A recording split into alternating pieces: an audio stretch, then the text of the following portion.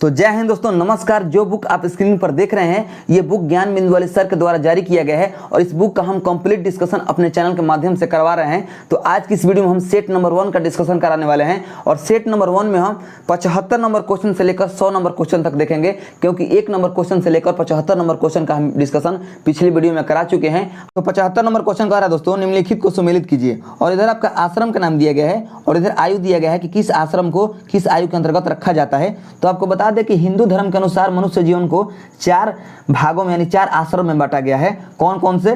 तो ब्रह्मचर्य आश्रम, गृहस्थ आश्रम, वानप्रस्थ आश्रम और संन्यास आश्रम। बात करें ब्रह्मचर्य आश्रम की, तो ब्रह्मचर्य आश्रम को जन्म से लेकर 25 वर्ष तक की अवस्था को ब्रह्मचर्य आश्रम कहा जाता है। वहीं गृहस्थ आश्रम को 25 वर्ष की उम्र से लेकर 50 वर्ष की उम्र तक गृहस्थ आश्रम कहा जाता है। और वानप्रस्थ आश्रम को 50 वर्ष से लेकर 75 वर्ष की अवस्था तक वानप्रस्थ आश्रम कहा जाता है, ठीक है। और संन्यास आश्रम 75 वर्ष की उम्र से लेकर 100 वर्ष की उम्र तक संन्यास आश्रम कहा जाता है। तो आपका सही उत्तर हो जाएगा ए का 1, बी का 2, सी का 3 और डी का 4, यानी ऑप्शन नंबर डी आपका सही उत्तर हो जाएगा, ठीक है। अब इस क्वेश्चन से संबंधित जो भी महत्वपूर्ण पॉइंट्स उसको देख लेते हैं। तो देखिए, कह रहा है कि हिंदू समाज में, पहला इसमें पॉइंट्स कह रहा है कि हिंदू समाज में जीवन को सुव्यवस्थित ढंग से जीने हेतु समस्त जीवन को 100 वर्षों का जीवन मानते हुए पड़ाव को 4 भागों में बांटा गया है। इन 4 आश्रमों का उल्लेख पहली बार ज्वालो उपनिषद में मिलता है। आपसे ये क्वेश्चन आता है कि जो 4 आश्रम में मनुष्य जीवन को बांटा गया है, इसकी चर्चा कहाँ पर मिलता है? तो इसका उल्लेख कहाँ मिलता है? तो ज्वालो उपनिषद में मिलता है, ठीक है। तो देखिए, इसने जो ब्रह्मचर्य आश्रम है, ब्रह्मचर्य आश्रम जो है यह व्यवस्था प्रथम चरण है और यह आश्रम इंद्रिय निग्रह, व्यायाम, शिक्षाटन, गुरु सेवा, विद्या अध्ययन आवश्यक धर्म माने गए हैं। यानी ब्रह्मचर्य आश्रम में आप अध्ययन करेंगे, गुरु की सेवा करेंगे, शिक्षा मतलब ग्रहण करेंगे और अपना व्यायाम करेंगे, यानी शरीर को आप अपना समय देंगे ब्रह्मचर्य अवस्था में, ठीक है। नेक्स्ट है बी नंबर पॉइंट कर रहा है गृहस्थ आश्रम। इसमें क्या होता है? इसमें गृहस्थ आश्रम में विवाह होता है, संतान की उत्पत्ति होता है, पंच महायज्ञ आदि आवश्यक कर्म माने गए हैं गृहस्थ आश्रम के अनुसार। नेक्स्ट है वानप्रस्थ आश्रम। वानप्रस्थ आश्रम के अनुसार गृहस्थ आश्रम की समाप्ति हो जाती है और 50 वर्ष की आयु के पूर्ण होने पर व्यक्ति वानप्रस्थ आश्रम में प्रवेश करता था, ठीक है। नेक्स्ट है संन्यास आश्रम। संन्यास आश्रम में जब व्यक्ति 75 वर्ष की आयु पूर्ण कर लेता था तब वह संन्यास आश्रम में प्रवेश करता था। नेक्स्ट है 76 नंबर क्वेश्चन। 76 नंबर क्वेश्चन कह रहा है निम्नलिखित में से किन्हें ऊर्जा संग्रहण के लिए इस्तेमाल किया जा सकता है? किन्हें ऊर्जा संग्रहण के लिए इस्तेमाल किया जा सकता है? तो आपका सही उत्तर क्या होगा? तो देखिए, संपीड़ित आयु, स्प्रिंग, बैटरी, संधारित्र, इन चारों को ऊर्जा संग्रहण के लिए इस्तेमाल किया जा सकता है। तो इस प्रकार आपका सही उत्तर हो जाएगा ऑप्शन नंबर डी, ए, बी, सी और डी, ठीक है। अब इसके पॉइंट्स को जान लेते हैं। इसमें देखिए कह रहा है पॉइंट्स में कि जो पहला इसमें पॉइंट्स है कि संपीड़ित वायु में दबाव ऊर्जा के रूप में एक बड़ी संभावित ऊर्जा होती है और इसका उपयोग बिजली के उपकरणों में होता है, जैसे में एयर हैमर, ड्रिल, वॉच, ठीक है। अब नेक्स्ट है 77 number question, blue chip company क्या है? ब्लू चिप कंपनी क्या है? तो जो ब्लू चिप कंपनी दोस्तों, ये आर्थिक रूप से बहुत मजबूत होती है। जो ब्लू चिप कंपनी है ये आर्थिक रूप से बहुत मजबूत होती है, यही आपका सही उत्तर हो जाएगा, ठीक है। तो इसके पॉइंट्स को आइए जान लेते हैं। इसमें कह रहा है पहला पॉइंट्स में कि ब्लू चिप कंपनी ऐसी कंपनियों को कहा जाता है जिसका शेयर मार्केट में लगातार मजबूत प्रदर्शन का रिकॉर्ड कर रहा है, ठीक है। इनके शेयर में ज़्यादा गिरावट नहीं होती है, ठीक है।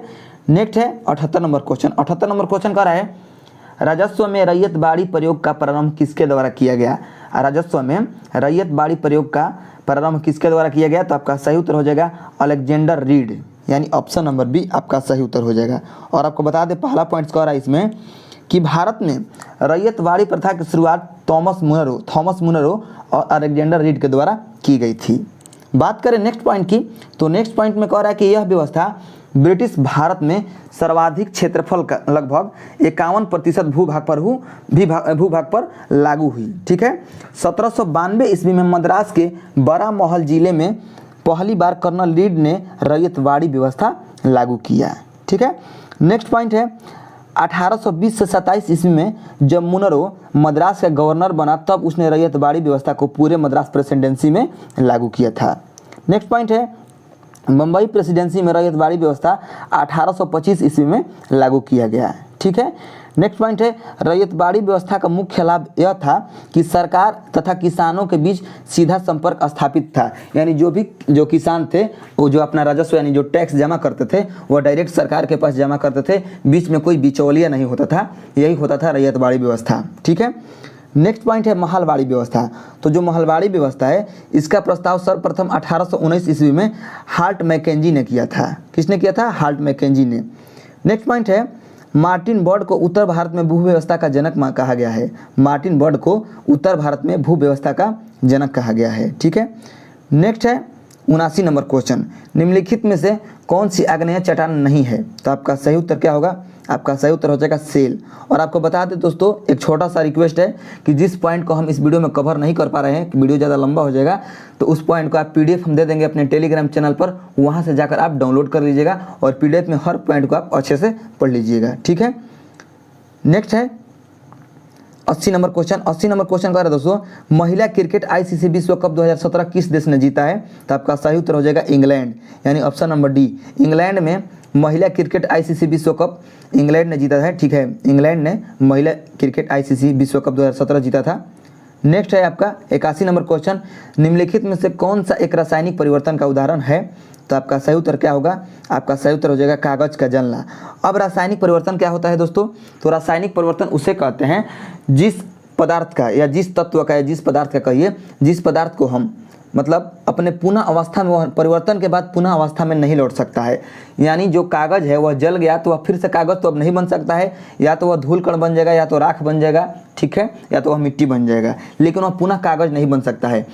तो जो पदार्थ अपने पुनः अवस्था में यानी पुराने अवस्था में नहीं आ सकता है, मतलब जलने या परिवर्तन होने के बाद, तो उसको हम कहेंगे रासायनिक परिवर्तन। और जो पदार्थ परिवर्तन होने के बाद भी फिर से अपने पुराने अवस्था में आ जाए तो उसको हम भौतिक परिवर्तन कहते हैं। जैसे बर्फ़ का पिघलना, बर्फ़ का पिघल कर अगर पानी बनता है तो पानी जो है फिर से बर्फ़ बन जाएगा, ठीक है, यानी वो पुराने अवस्था में आ जाएगा, तो उसको हम भौतिक परिवर्तन कहेंगे। लेकिन जो पदार्थ अपने परिवर्तन के बाद अपने पुरानी अवस्था में नहीं आ पाएगा उसको हम रासायनिक परिवर्तन कहते हैं। ठीक है दोस्तों, तो इसका आंसर हो जाएगा कागज का जलना। तो 82 नंबर क्वेश्चन कह रहा है दोस्तों, 82 नंबर क्वेश्चन कह रहा है निम्नलिखित में से किसने विश्व का सबसे लंबा 100 GB पर सेकंड तकनीकी आधारित अतः समुद्री प्रणाली आरंभ किया है? तो आपका सही उत्तर हो जाएगा रिलायंस, यानी ऑप्शन नंबर डी आपका सही उत्तर हो जाएगा रिलायंस। जो रिलायंस है, रिलायंस ने विश्व का सबसे लंबा 100 GB पर सेकंड तकनीकी आधारित अतः समुद्री प्रणाली आरंभ किया है। ठीक है।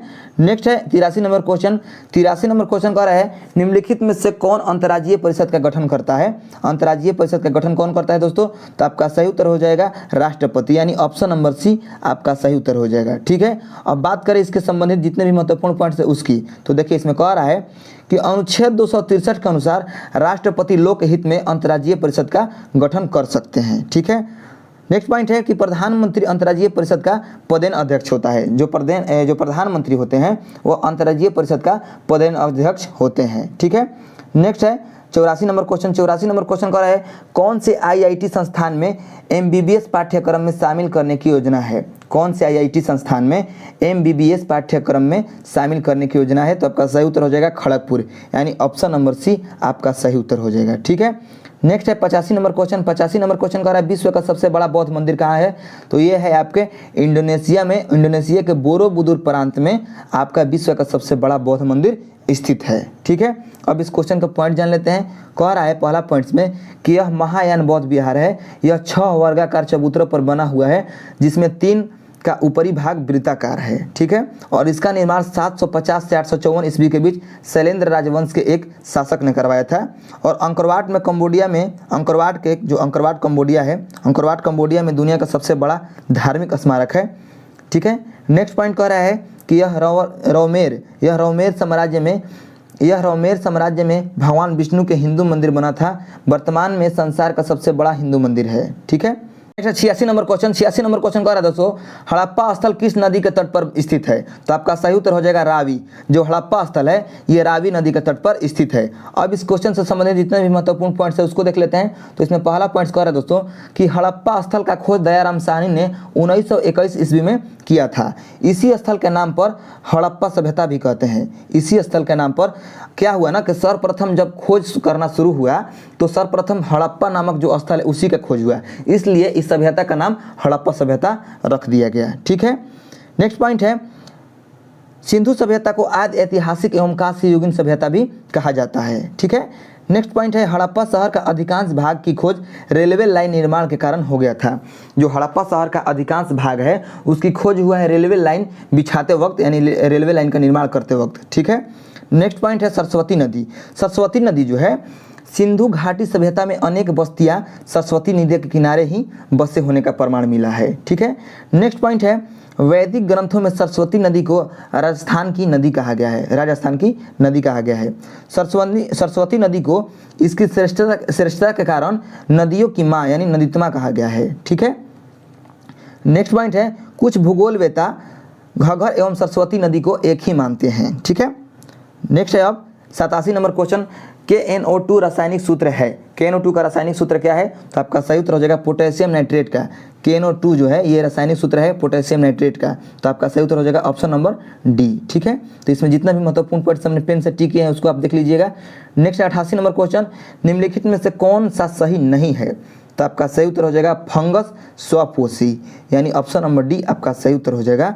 जो फंगस है ये स्वपोषी नहीं है, बल्कि ये पर्णरहित की अनुपस्थिति के कारण भोज्य पदार्थ की प्राप्ति के लिए अन्य वनस्पतीय जंतुओं पर तथा उसके मृत शरीर पर आश्रित रहते हैं, इसलिए यह परजीवी मतलब कहलाते हैं। ठीक है, जो फंगस है ये परजीवी हैं, ये स्वपोषी नहीं है, ये दूसरे के मतलब आधारित रहते हैं, दूसरे पर अपने भोजन के लिए आधारित रहते हैं, इसलिए जो फंगस है यानी जो कवक है ये स्वपोषी नहीं है, ये परजीवी हैं। ठीक है, नेक्स्ट 89 नंबर क्वेश्चन निम्नलिखित में से कौन सा गैसीय वायु प्रदूषण नहीं है? तो आपका सही उत्तर हो जाएगा हाइड्रोकार्बन। जो हाइड्रोकार्बन है ये गैसीय वायु प्रदूषण नहीं है। नेक्स्ट 90 नंबर क्वेश्चन कह रहा है दोस्तों निम्नलिखित में से किस राज्य में ऑपरेशन दुर्गा नामक कार्यक्रम महिला सुरक्षा के लिए आरंभ किया है? तो आपका सही उत्तर हो जाएगा हरियाणा। जो हरियाणा राज्य है तो हरियाणा राज्य ने ऑपरेशन दुर्गा नामक कार्यक्रम महिला सुरक्षा के लिए आरंभ किया है। नेक्स्ट है 91 नंबर क्वेश्चन सुनहरी गोल्डन यानी जो सुनहरी यानी गोल्डन चावल है, तो आपका सही उत्तर हो जाएगा एक ट्रांसजेनिक चावल की किस्म जिसमें कैरोटीन के लिए जीन तत्व उपलब्ध है, यानी ऑप्शन नंबर सी आपका सही उत्तर हो जाएगा। ठीक है, नेक्स्ट है 92 नंबर क्वेश्चन कह रहा है दोस्तों कि नीति आयोग के उपाध्यक्ष कौन है? तो नीति आयोग के उपाध्यक्ष हैं दोस्तों मतलब 2017 का संदर्भ में पूछ रहा है, तो आपका सही उत्तर हो जाएगा इसमें राजीव कुमार, यानी ऑप्शन नंबर डी आपका सही उत्तर हो जाएगा। बात करें नीति आयोग की तो देखिए जो नीति आयोग है इसके पहले मतलब जो इसके पहले CEO थे वह थे अरविंद पनगढ़िया। अरविंद पनगढ़िया जो थे ये नीति आयोग के पहले CEO हैं। ठीक है, बात करें नेक्स्ट पॉइंट की तो वर्तमान में जो नीति आयोग के उपाध्यक्ष हैं वह हैं सुमन कुमार बेरी तथा CEO हैं परमेश्वरन अय्यर। ठीक है, परमेश्वरन अय्यर जो हैं ये CEO हैं वर्तमान में और उपाध्यक्ष हैं सुमन कुमार बेरी। नेक्स्ट है 93 नंबर क्वेश्चन कह रहा है कि भारत के राष्ट्रीय कैलेंडर यानी पंचांग का यह पहला मास कौन सा है? तो भारतीय राष्ट्रीय कैलेंडर यानी पंचांग का पहला मास होता है आपका चैत्र। ठीक है, चैत्र जो होता है ये पहला माह होता है, यानी ऑप्शन नंबर डी आपका सही उत्तर हो जाएगा। अब इसके पॉइंट्स को जान लेते हैं। कह रहा है इसमें पहला पॉइंट्स कि 22 मार्च 1957 से सरकारी प्रयोजनार्थ एकीकृत भारतीय राष्ट्रीय पंचांग के रूप में अपनाया गया। ठीक है, नेक्स्ट पॉइंट है 78 ईस्वी में प्रारंभ हुए सप्त संवत का पहला महीना चैत्र का है, वह अंतिम महीना फागुन का है। ठीक है, नेक्स्ट 94 नंबर क्वेश्चन मानव रक्त में pH साधारणतः कितना होता है?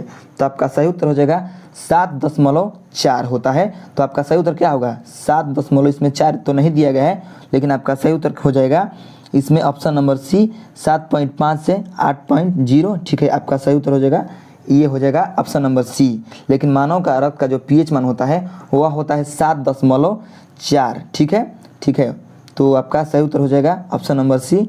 अब इसको देख लेते हैं थोड़ा सा इसके महत्वपूर्ण पॉइंट्स को कि pH मान का जो pH का मान है वह 0 से 14 के बीच होता है।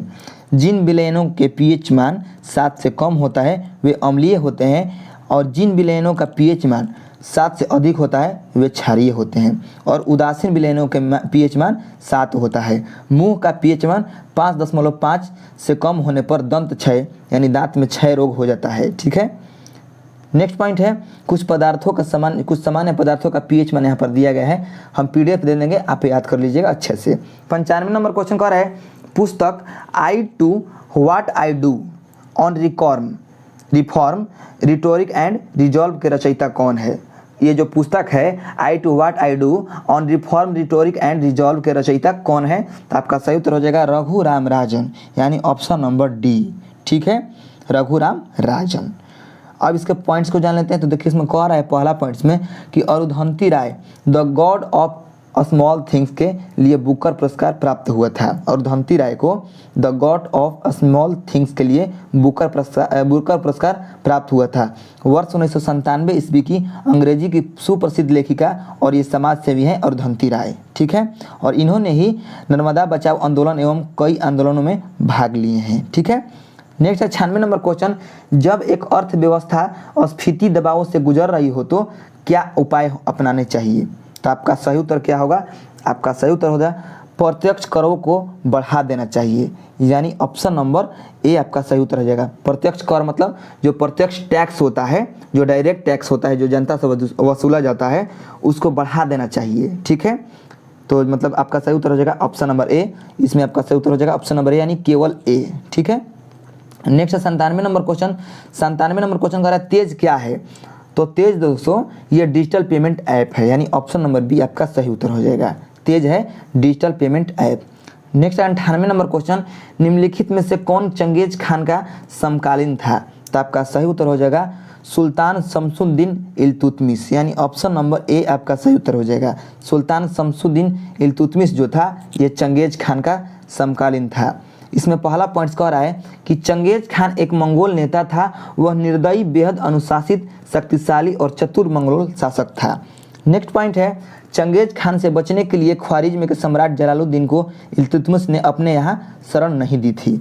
नेक्स्ट पॉइंट है इल्तुतमिश सर्की वंश का था और यह इलबरी तुर्क था। इसका शासनकाल 1211 से 1326 ईस्वी तक था। ठीक है, नेक्स्ट है 99 नंबर क्वेश्चन। 99 नंबर क्वेश्चन कह रहा है दोस्तों NAFTA का सदस्य है कौन कौन से देश? तो आपका सही उत्तर हो जाएगा USA, कनाडा और मैक्सिको। ये जो तीनों देश है USA, कनाडा और मैक्सिको, ये NAFTA के सदस्य हैं। और ये आपका सही उत्तर क्या होगा?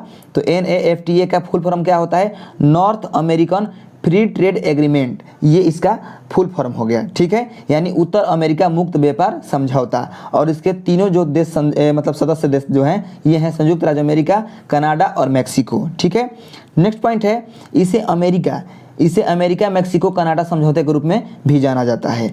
नेक्स्ट पॉइंट है यह समझौता 1 जनवरी 1994 को लागू हुआ था। ठीक है, अब देखते हैं 100 नंबर क्वेश्चन। 100 नंबर क्वेश्चन कह रहा है सर्वोच्च न्यायालय ने निजता के अधिकार को संविधान के किस मूलभूत अधिकार के अधीन रखा?